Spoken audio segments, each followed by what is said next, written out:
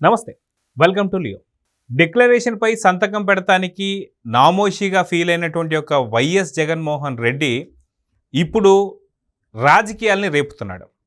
ఏంటి అంటే తన ప్రెస్ మీట్లో నా పరిస్థితే ఇలా ఉంది అంటే ఇక దళితుల పరిస్థితి ఏంటి అంటున్నటువంటి ఒక వైఎస్ జగన్మోహన్ రెడ్డి వ్యాఖ్యల్లో ఉన్నటువంటి ఒక రాజకీయం ఏంటి అనే దానిపై మనతో పాటు సీనియర్ జర్నలిస్ట్ సత్యమూర్తి గారు ఉన్నారు. వారిని అడిగి తెలుసుకుందాం. సార్ నమస్తే. నమస్కారం అండి. సార్, జగన్ రాజకీయాలు చేయడం అనేది చాలా కామన్, అందరికీ తెలిసిందే. ఫేక్ న్యూస్లు, ఫేక్ వార్తలు అవన్నీ తెలిసిందే. అయితే ఈరోజు పెట్టినటువంటి ప్రెస్ మీట్లో నన్నే తిరుమలకు రానిటువంటి ఒక పరిస్థితుల్లో రేపొద్దున దళితుల పరిస్థితి ఏంటి అంటున్న దాంట్లో రాజకీయం ఏమైనా ఉందా అంటే ఏం చెప్తారు? ఈయన దళితుడా కాదు కదా.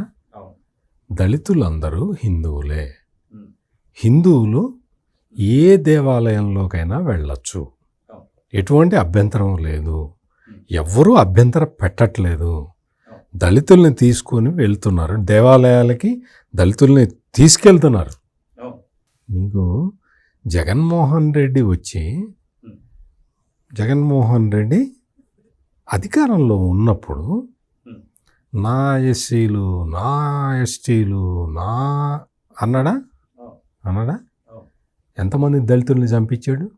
ఎంతమంది దళితులు, డాక్టర్ సుధాకర్ దగ్గర నుంచి ఎంతమంది దళితుల్ని చంపించాడు. అయిపోయింది, అధికారం ఎండ్ అయింది. ఇప్పుడు ఇంకేం చేయాలి మరి? ఎట్లా రాజకీయం చేయాలి? తిరుమల లడ్డు వివాదం వచ్చింది. తిరుమల లడ్డులో యానిమల్ ఫ్యాట్ అంటే నేను తడతడకి అంటే ఇంతకు ముందర వీడియోల్లో పంది కొవ్వు కలిపారు అంటే చాలామంది కామెంట్ చేశారు. సార్ అట్లా అనద్దు సార్, మాకు కొంచెం బాధగా ఉంటున్నది అని. అందుకని నేను యానిమల్ ఫ్యాట్ అనే వాడతాను. ఎందుకంటే ఇప్పుడు మనం కూడా తిరుమల తిరుపతి దేవస్థానం అక్కడికి వెళ్తే లడ్డు తీసుకుంటే కళ్ళకద్దుకొని పూజలో పెట్టుకొని కళ్ళకద్దుకొని తింటాం. అందువల్ల మనకు కూడా ఏం సరదా కాదు అందులో అది కలిసింది ఇది కలిసింది అని చెప్పటానికి. మనం ఎప్పుడు దానికి సంసిద్ధంగా లేము, అటువంటి చెప్పం మనం. ఇక్కడ ఏంటి అంటే జగన్మోహన్ రెడ్డి ఆ లడ్డూని అపవిత్రం చేసి స్వామివారి కైంకర్యాల్లో కూడా ఈ కల్తీ నెయ్యిని వాడి ఇటువంటివన్నీ చేసిన విషయం బయటికి వచ్చింది. బయటికి వచ్చిన తర్వాత హిందూ బంధువులందరూ కూడా చాలా తీవ్రమైన ఆగ్రహంతో ఉన్నారు. హిందువులందరూ ఆగ్రహంతో ఉన్నారు అనేది నాకే తెలిస్తే, నేను జర్నలిస్ట్ని, నాకే తెలిస్తే రాజకీయ నాయకుడైన జగన్మోహన్ రెడ్డికి కూడా తెలిసి ఉండాలిగా. తెలిసినప్పుడు నువ్వేం చేయాలి? అయ్యా తప్పు అయిపోయింది, క్షమించండి, ఎక్కడో పొరపాటు జరిగింది, మేము తిరుపతి లడ్డూని కల్తీ జరిగిందన్న విషయం మేము కనిపెట్టలేకపోయాము, ఎక్కడో పొరపాటు జరిగింది, క్షమించండి అని అడిగినట్టయితే ఆయనకు ఓటేశారు కదా 39%. ఆ 39%లో కనీసం ఒక 90% మంది అయినా యాక్సెప్ట్ చేసి ఉండేవాళ్ళు. ఓకే, అంటే అపచారం చేసిన వాడిని నువ్వు ఏమి క్షమాపణ చెప్పినా నిన్ను మేము యాక్సెప్ట్ చేయమనేవాళ్ళు 10% ఉంటారు. అంటే ఎక్కువ మంది జగన్మోహన్ రెడ్డిని పర్లేదు ఏదో తప్పు జరిగిందని చెప్పాడు కదయ్యా అనేవాళ్ళు. అట్లా చేసావా? చేయలేదే. నువ్వేం చేసావు? అందులో ఏదో కలిసింది, తిరుపతి నెయ్యిలో ఏదో కలిసింది అని చెప్పి చంద్రబాబు నాయుడు రాజకీయం చేస్తున్నాడని చెప్పావు. అంటే రాజకీయంగా ఎదురుదాడి మొదలు పెట్టావు తప్ప నువ్వు పశ్చాత్తాపడలేదు. నువ్వు ఎక్కడ పశ్చాత్తాపం వ్యక్తమే చేయలేదు. పైగా దీన్ని మొత్తం చంద్రబాబు నాయుడికి తలకి చుట్టాలని ప్రయత్నం చేసావు. నువ్వు నీ అనుచర గణం సైకో బ్యాచ్ అంతా కూడా కుదరలేదు. నువ్వు 2 రకాలుగా ఫెయిల్ అయ్యావు. నేను ఇప్పుడు చెప్పిన 2 రకాల్లో ఫెయిల్ అయ్యావు. నువ్వు తర్వాత ఏం చేసావు? నేను తిరుపతి వెళ్తున్నాను అన్నావు. అన్ని ఆలయాల్లో పూజలు చేయాలట. జగన్ ఏం పూజలు చేయాలమ్మా? నువ్వు తిరుపతి లడ్డులో యానిమల్ ఫ్యాట్ కలిపితే మేమందరం పూజలు చేయడం ఏంటి? నువ్వు చేయి, ఫస్ట్ నువ్వురా, నువ్వు నీ సతీమణిని తీసుకొని వచ్చి నువ్వు పూజ చెయ్యి అని అడిగారు హిందువులు. తప్పు కాదు కదా, అడిగారు. అందరూ పూజ చేయాలని ఒక పిలుపునిచ్చాడు. పిలుపునిచ్చిన వాడు అక్కడితో ఆగాలి. ఆగకుండా నేను తిరుపతి వెళ్తాను అన్నాడు. తిరుపతి వెళ్తావా? నో ప్రాబ్లం, తిరుపతి ఎవరైనా వెళ్ళొచ్చు. తిరుపతిలోని విశేషం ఏంటంటే జగన్ గారు, ఏ భక్తుడు వెళ్ళినా కానీ, అంటే నాకు తెలిసి ముస్లిమ్స్ వెళ్తారు, క్రిస్టియన్స్ వెళ్తారు, హిందువులు అయితే ప్రపంచవ్యాప్తంగా ఎక్కడున్నా వెళ్తారు. వీళ్ళు ఎవరిని, చాలామంది ముస్లింలు వెళ్తారు. బీబీ నాంచారమ్మ ఆరాధించేవాళ్ళు ముస్లిమ్స్ వెళ్తారు, తిరుపతి వెంకటేశ్వర స్వామి దగ్గర దర్శనం చేసుకుంటారు. వాళ్ళందరినీ డిక్లరేషన్ అడుగుతున్నారా? ఎందుకు అడగట్లేదు?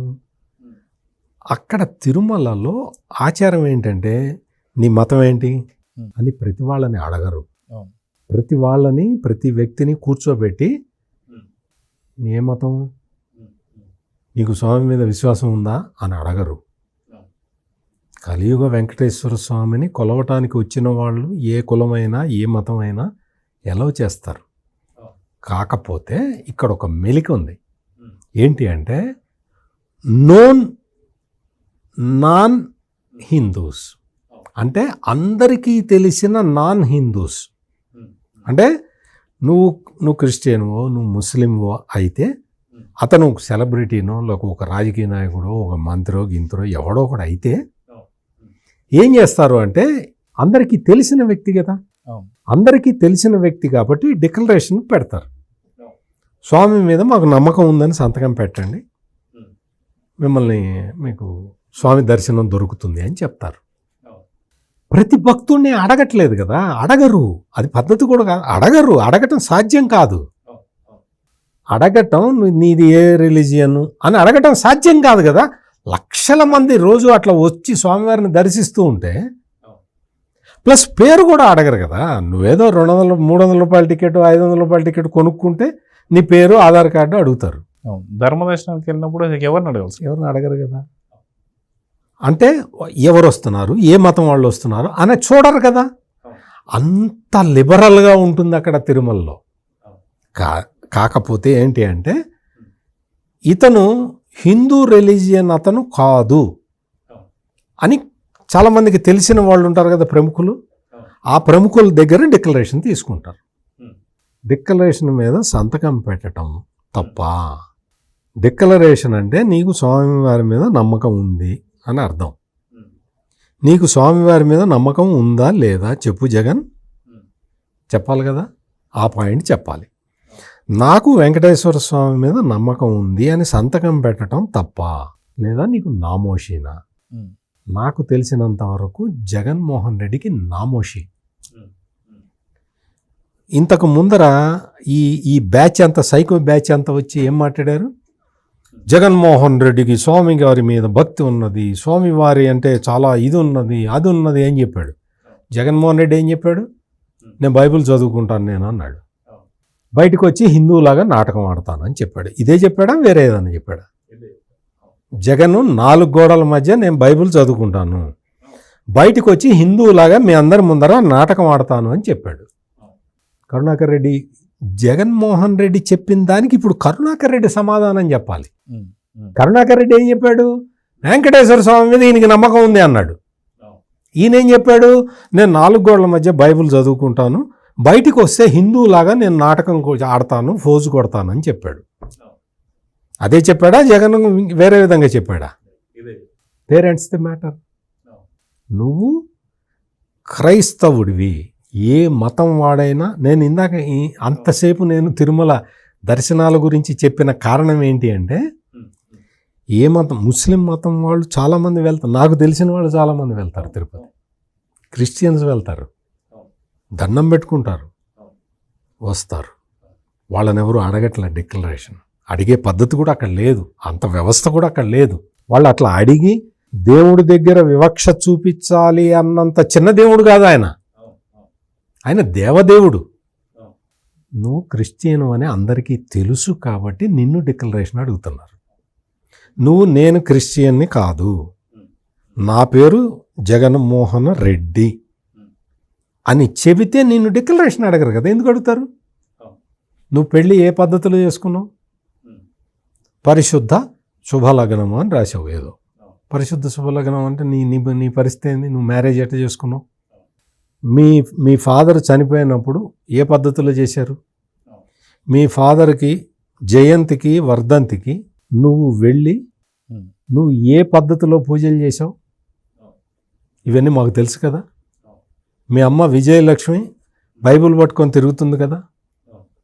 సుబ్బారెడ్డి భార్య ఆమె కూడా బైబిల్ పట్టుకొని తిరుగుతుంది కదా. విజయలక్ష్మికి చెల్లెలు అవుతుంది, ఆమె కూడా బైబిల్ పట్టుకొని తిరుగుతున్నది కదా. కరుణాకర్ రెడ్డి కూతురు పెళ్లి క్రిస్టియానిటీలో జరిగింది, క్రిస్టియన్ దీంట్లో చేశారు కదా. మీ అందరి దగ్గర నుంచి డిక్లరేషన్ అడిగితే తప్పేంటి? మీ దగ్గర నుంచి అయ్యా మీరు హిందూ మతంలో వాళ్ళలాగా కనపట్టలేదు, దయచేసి డిక్లరేషన్ మీద సంతకం పెట్టి వెళ్ళండి అంటే తప్పేంటి? ఇప్పుడు నేను మసీదులకి వెళ్తా, మసీదు దగ్గరికి వెళ్ళినప్పుడు నేను ఆ టోపీ పెట్టుకొని వెళ్ళాలి. టోపీ నా దగ్గర రెడీగా లేకపోతే కర్చీఫ్ అన్న కట్టుకొని వెళ్ళాలి. అందరం వెళ్తామా వెళ్ళమా? దర్గాలకు వెళ్ళినా కానీ, గుంటూరులో ఒక దర్గా ఉంది, ఆ దర్గాకి అందరూ హిందువులే వెళ్తారు, ముస్లిమ్స్ చాలా తక్కువ మంది వస్తారు. కడప దర్గా కావచ్చు, అలంపీర్ దర్గా, అన్ని దర్గాలకు అన్ని ఎక్కడైనా గుంటూరు దర్గా నేను చెప్తున్నా కదా. గుంటూరు దర్గాకి ఆ దర్గాకి వెళ్ళినప్పుడు అందరూ అది కట్టుకొని ఎక్కువ మంది హిందువులే వెళ్తారు. అంటే నేను అనే పాయింట్ ఏంటి అంటే, నువ్వు అక్కడికి వెళ్ళినప్పుడు ఆ మతాచారం ఫాలో కావాలి. నేను అప్పుడప్పుడు నా ఫ్రెండ్స్ క్రిస్టియన్స్ చాలామంది ఉన్నారు నాకు, వాళ్ళతో పాటు క్రిస్మస్ సెలబ్రేషన్స్కి వెళ్ళినప్పుడు నేను వాళ్ళు ఎట్లా నిలబడతారో అట్లాగే నిలబడి అట్లాగే ఉండి వాళ్ళు తీసుకొని వచ్చాను. తప్పేంటి? వాళ్ళకి తెలుసు నేను హిందువునని, నన్ను రానిచ్చారు. రానిచ్చినప్పుడు వాళ్ళ పద్ధతిలో నేను అక్కడ అట్లాగే ఉన్నా. తప్పే ఉంది అందులో? ఇందులో ఈగో ప్రాబ్లం ఏముంది? నేను ఈగో ప్రాబ్లం ప్రదర్శించాల్సిన అవసరం ఏంటి? అమృత్సర్ వెళ్తాం గోల్డెన్ టెంపుల్కి, ఇది కట్టుకోకుండా లోపలికి రానిస్తారా? రానివ్వరు కదా. నేను కట్టుకోను అంటే సార్ ప్లీజ్ అని ఇటు దావ చూపిస్తారు, పోండి అని. అవునా కదా?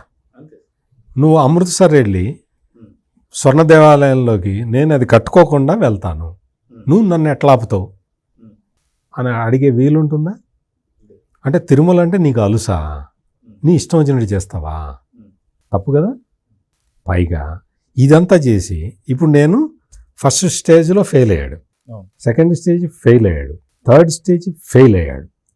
ఇప్పుడు ఫోర్త్ స్టేజ్లో నేను తిరుపతి వెళ్తానని పిలుపునిచ్చి అక్కడికి వెళ్తే డిక్లరేషన్ ఫైల్ చేయాలి అన్న ఈగో ప్రాబ్లం తోటి, దేవుడి దగ్గర ఈగో ఏంటి?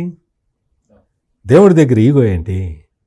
నీకు ఓట్లు వేయించుకుంటున్నావు కదా హిందువులతోటి, మరి హిందూ దేవుళ్ళతోటి నీకు ఈగో ప్రాబ్లం ఏంటి? నీ ఈగో ప్రాబ్లం తోటి ఫోర్త్ స్టేజ్లో ఫెయిల్ అయ్యాడు. అక్కడికి తిరుపతి వెళ్తానని చెప్పాడు, వెళ్ళను అని అతనే ఒప్పుకున్నాడు. అయిపోయిందా? నెక్స్ట్ ఏం చేసి ఈ 4వ స్టేజ్లో ఫెయిల్ అయిన 4వ స్టేజ్లో ఒక మెలిక పెట్టాడు. నా పరిస్థితి ఇలా ఉంటే దళితుల పరిస్థితి ఏమిటి అని. నీకు దళితులకి ఏంటి సంబంధం? ఏం సంబంధం? నువ్వు దళితుడివా? నువ్వు రెడ్డివి, నువ్వు క్రిస్టియన్వి, నువ్వు రెడ్డి కాదని బైరెడ్డి రాజశేఖర రెడ్డి మొన్న చెప్పాడు. అసలు వాళ్ళు రెడ్లు కదా, వాళ్ళు నేను ఎప్పటి నుంచో చెబుతున్నాను అది తోక తగిలించుకొని తిరుగుతున్నారు అని చెప్పాడు. అది ఓకే.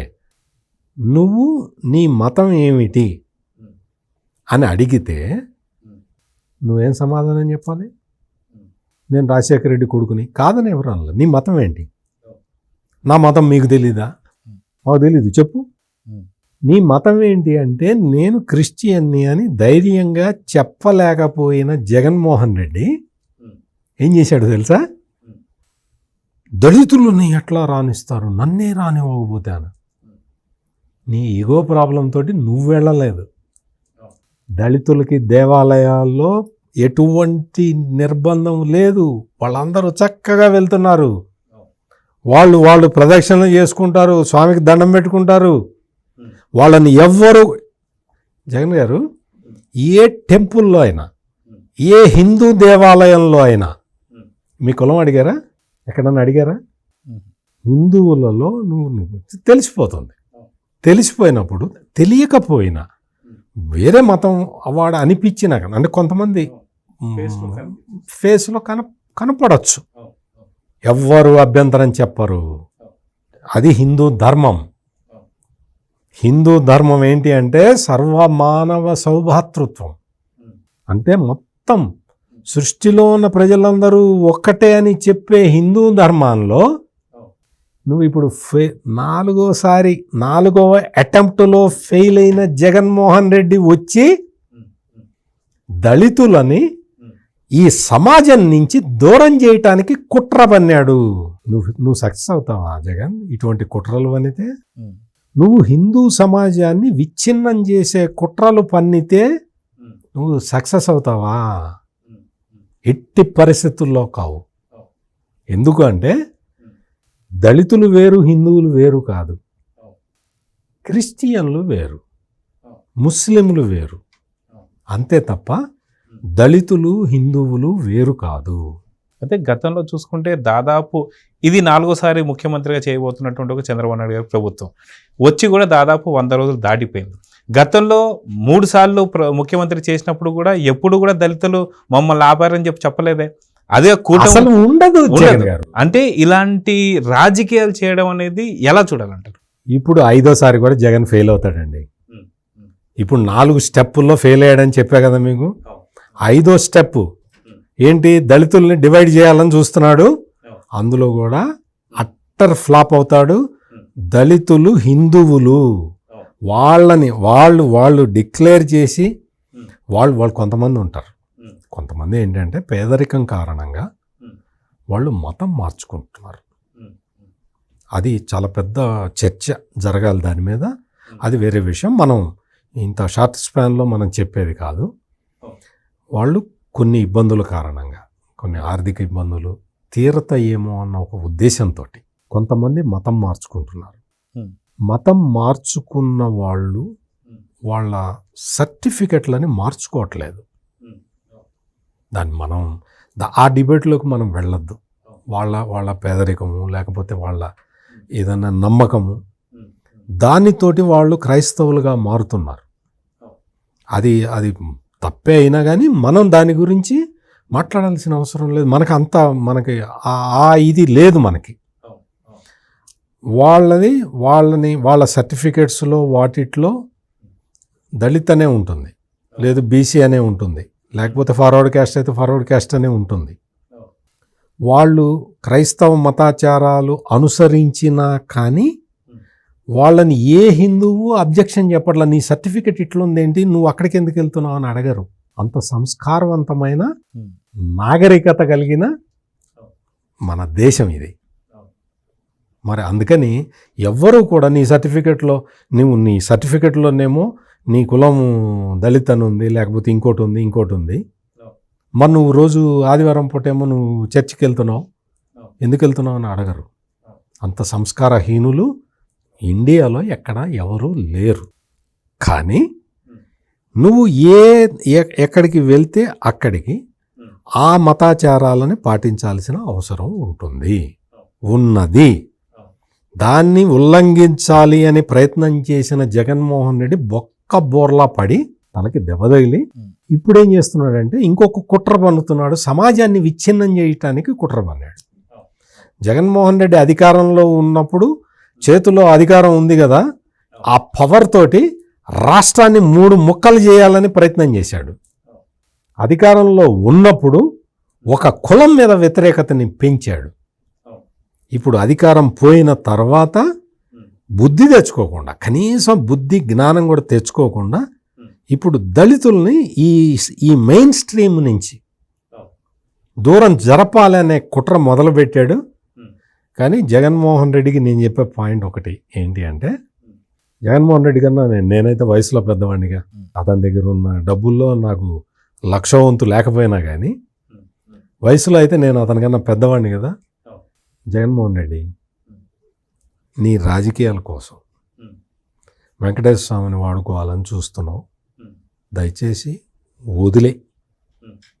వదిలే అయిపోయింది. నువ్వు లడ్డూలో నువ్వు ఆ యానిమల్ ఫ్యాట్ కలిపించటం అదంతా కూడా అయిపోయి విచారణ జరుగుతుంది. ఖచ్చితంగా ఆ సిట్ వేశారు, విచారణ జరుగుతుంది, శిక్షలు పడతాయి, అది వదిలేసాయి, అదొక పార్టు. ఇంకొకటి, నువ్వు వెంకటేశ్వర స్వామి దర్శనానికి నువ్వు వెళ్ళాలి అంటే డిక్లరేషన్ ఇవ్వాలి, అది కూడా ఫైనల్ అయిపోయింది. నువ్వు ఎప్పుడు వెళ్ళినా, ఇప్పుడు కాదు, నువ్వు ఎప్పుడు వెళ్ళినా డిక్లరేషన్ ఇవ్వందే నిన్ను లోపలికి పంపించరు. ఆ చాప్టర్ కూడా క్లోజు. దయచేసి దళితుల్ని రెచ్చగొట్టి నీ రాజకీయ అవసరాలు గడుపుకుందామని మాత్రం చూడమాక Jaganmohan Reddy. This is my request. నీ తుచ్చమైన రాజకీయాల కోసం దళితుల్ని ఈ సమాజం నుంచి దూరం చేయమాక, దళితుల్ని రెచ్చగొట్టాలని చూడమాక. నువ్వు ఎట్టి పరిస్థితి నువ్వు చేసినా కానీ దళితులందరికీ తెలుసు జగన్మోహన్ రెడ్డి ఎటువంటి వాడు అనేది వాళ్ళు కూడా చూశారు. ఇప్పుడు అమరావతి రైతుల్లో ఎక్కువ మంది దళితులు ఉన్నా కానీ వాళ్ళందరినీ కూడా అణచివేయటానికే ప్రయత్నం చేశాడు. మొత్తం డ్రైవర్ సుబ్రహ్మణ్యం ఒక దళితుడు కదా, అతన్ని చంపేసి డోర్ డెలివరీ చేసిన వ్యక్తిని పక్కన కూర్చోబెట్టుకొని శభాష్ అన్న వ్యక్తి జగన్మోహన్ రెడ్డి. అనంతబాబు ఇష్యూ తెలుసు కదా మీకు.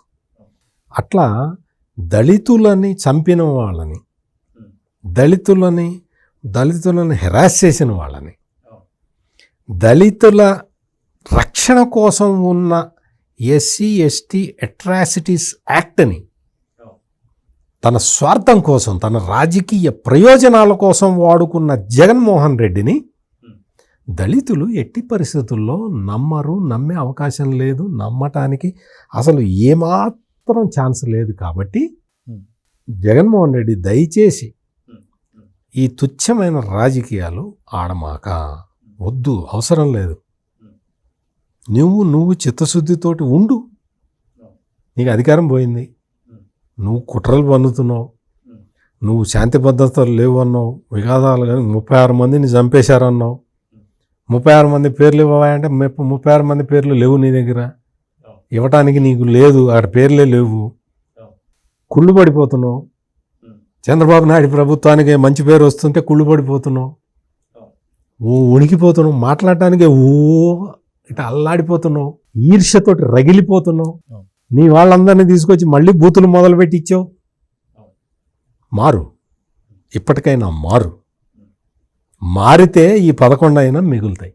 సో చూద్దాం సార్, ఖచ్చితంగా మీ సలహా పాటించి అయినా సరే హిందువుల మధ్య దళితుల మధ్య ఉన్నటువంటి ఒక కాంట్రవర్సీని రేపకూడదని చెప్పి అయితే కోరుకుందాం. ఖచ్చితంగా ఆ 11 సీట్లన్నా సరే కాపాడుకోవాలని చెప్పి చూద్దాం సార్. నమస్తే. నమస్కారం.